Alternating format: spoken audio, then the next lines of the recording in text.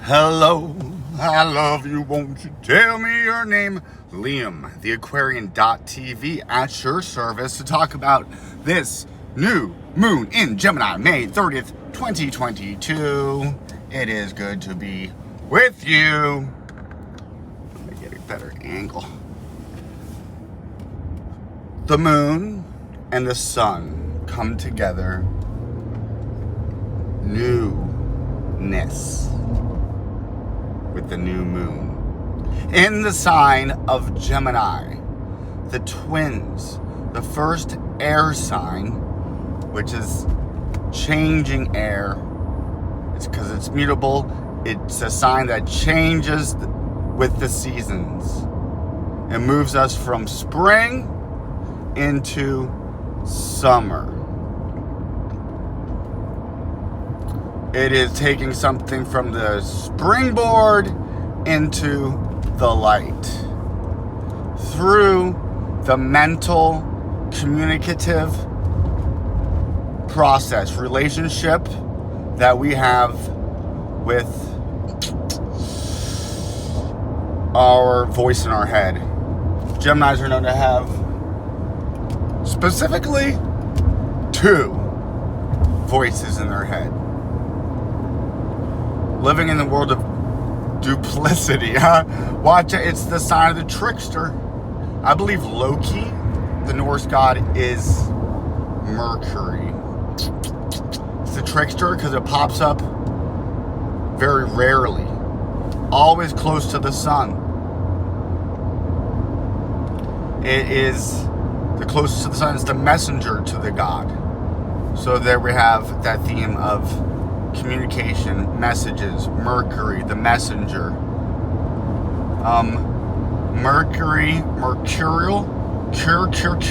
Curios is the sun. Myrrh is together with the sun.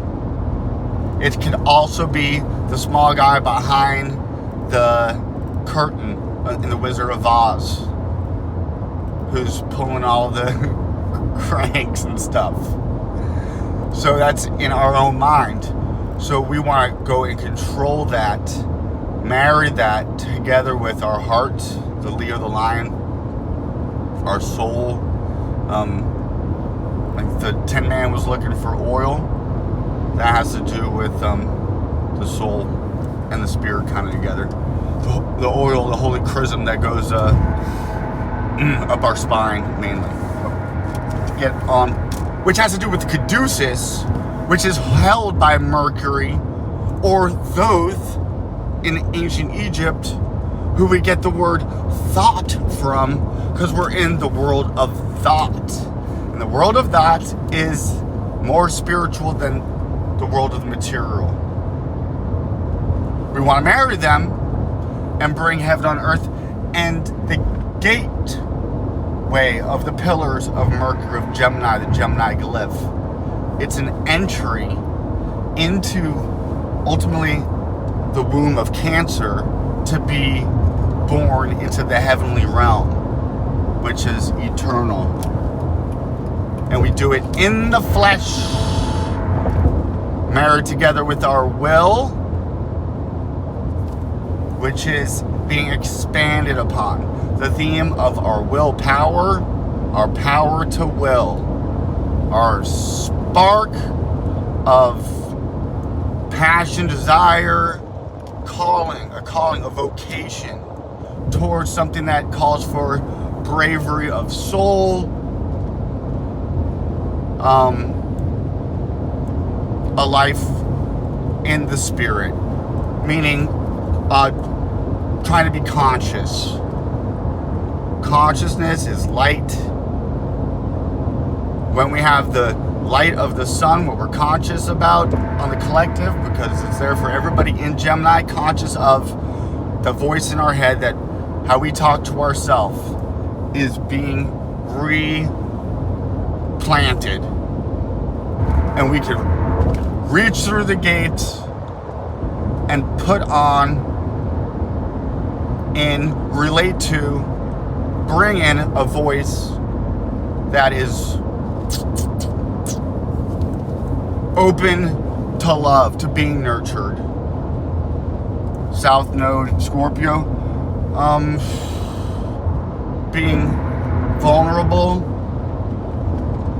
trusting in ourselves, in our intuition,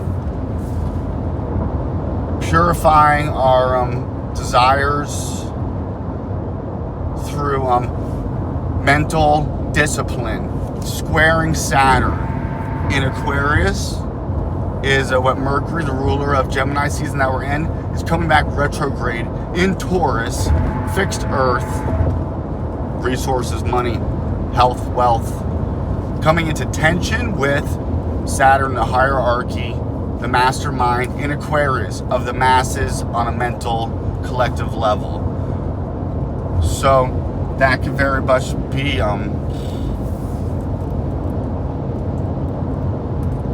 a new trickery, mind effery being planted in by the uppers. A new way to call us Aquarius, the very age that we're stepping into, is about the collective. When masses gather and share a common idea in the mental realm, Aquarius air sign, and get fixed on it, a fixed sign Aquarius, the middle of the season of winter. It can be a bunch of people fixed onto the wrong idea so that they march off into the tainment camps willingly. This could be a time for a clearing out of an old mentality, a way of thinking, a way of expressing ourselves to others, a way of communicating with others, and then how we think about how we communicate with others. The first sign of the zodiac, Aries, was that fire spark pushing out, cardinal sign, because it starts off the season. Fire, cardinal fire, fire rising up, the divine spark being initiated into consciousness of this existence. And we have Jupiter and Mars there, so that's really giving a kick in the butt, an injection, a freaking steroidal shot of courage, willpower, a divine spark being inflamed. Why? Because Jupiter is a great expander and beneficent for the most part. It likes to be in Aries, a fire sign. Why? Because it's home in Sagittarius. But it's not a mutable one. It's not Jupiter at the end of the zodiac, which is his home because it's further out. It's Jupiter in the beginning of the zodiac. So it's giving a expansion to a new zest, zeal for a spiritual warrior mission. Why warrior? Because Aries, Mars. Why spiritual? Because Jupiter and Aries, Jupiter the guru is what the planet Jupiter is called in the East. Mercury, the Buddha, the mind. What mind are we in? Are we in the monkey mind that bounces around like the moon when not emotionally mature? I hate that. I've grown to hate that. Being on Hinge, this dating app, which in my head it's a little bit more respectable than Tinder. I don't know what the fuck. Anyways, these girls on there say they're looking for a man who's emotionally mature. And I get it. I get it. But that's like also asking for a man who's perfect. What does it take to get to emotional maturity? an experience with it, and then wisdom gained from that experience applied. Discipline of the mind, Saturn in Aquarius, the mind of God, so that we could bring Mercury into Earth. When we can discipline our minds, we could bring these great big ideas and inspirations physically into Earth, Mercury into Taurus, fixing it into the Earth of the Taurus bull, which is why the Pope puts out his papal bull, because he wants something to stick in the Earth, the fixed cross, the 4 fixed signs of the zodiac, the wheels of Ezekiel, the Merkaba mysticism, the Cairo, which is a fixed cross with a P coming out of it. You see that as a sign in the Catholic Church. Fixed signs with the P on the top for Pater, which means putting Capricorn on top, which is the tomb, and having on the bottom the womb of Cancer, opposite of Capricorn, initiating cardinal water, the birth canal into the Milky Way, coming out Capricorn on top of the hill of the mountain goat, where we, in the Christian Catholic, some allegorical interpretation of the crucifixion, which is a rising of our holy chrism to be crested at the top of our head. And that is simply tapping into our auric system, which is a toroidal system, which is our electromagnetic aura, Ahura Mazda, the golden one, the sun. We tap into the solar deity, the solar energy, the solar logos, Christos, the solar Kyrios. We can curate our manicure, our freaking tree, our spine, so that this energy can spiral up our church spire. Church, cure, Ceres, Ceres, Cures of Cereal, the mother goddess of the harvest, who is the mother church. When we enter into a corporation, a corpse, a body, when you identify with anything, you are entering into that in some way by dedicating your energy into that thing that's already being constructed in the ethereal mental realm. Lots of us don't realize the fuck we sign up for. They do it to us in the very legalese language of like Black's Law Book and putting us into admiral, marine law. I think the Vatican is very much involved in that, and the Vatican is a pawn, a tool, controlling the religious theological world, which is a good way, conquering theologically. And then the other place where we see the great obelisk, the great FU, is in Washington, D.C. That's where they have us militarily. In England, the UK, the banks is where they have another obelisk.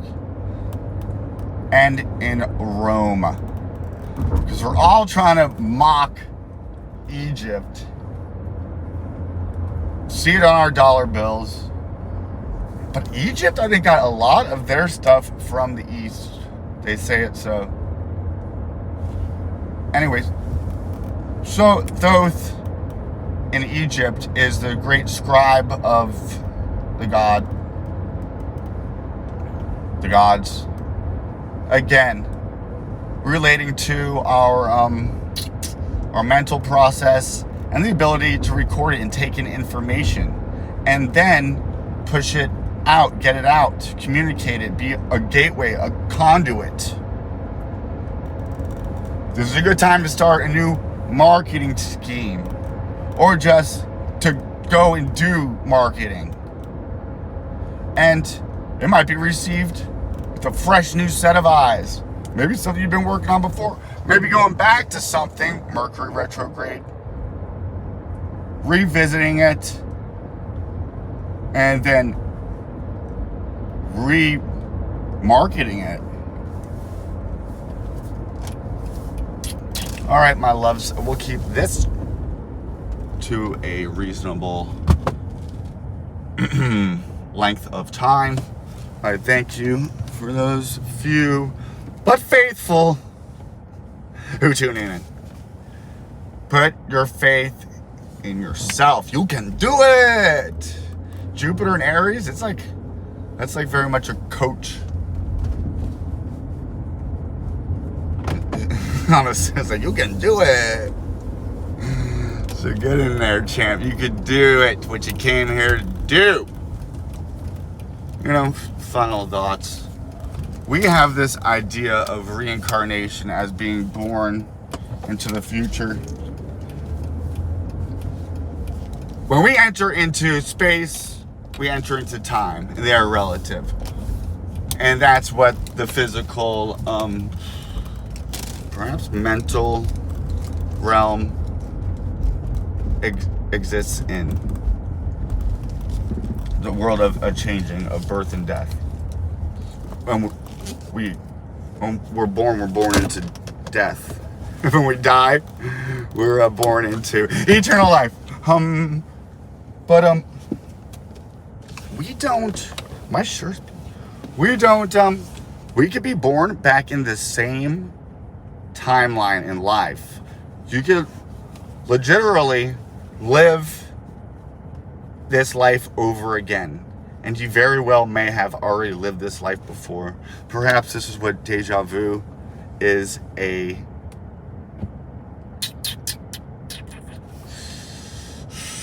clue, a hint, a peek into that reality, perhaps.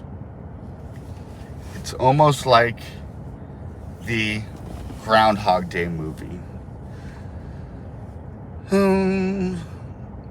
I got you, oh, put your little hand in mine. There ain't no mountain we can't climb. The divine marriage, the lover cards is Gemini. It's about him courting this woman, and he does it ultimately through an authentic heart place. Marrying, and that's going through the middle of the pillars. Marrying our emotional realm with our mental realm, not suppressing one or the other, bring them together in a perfect marriage, giving birth to life on a higher vibration is what this Mercury new moon can initiate. And it's also a mutable air of blowing out the old way of talking to ourselves that is keeping us from shooting out and up ever higher and higher. May you be blessed with anointed with the holiest of fires.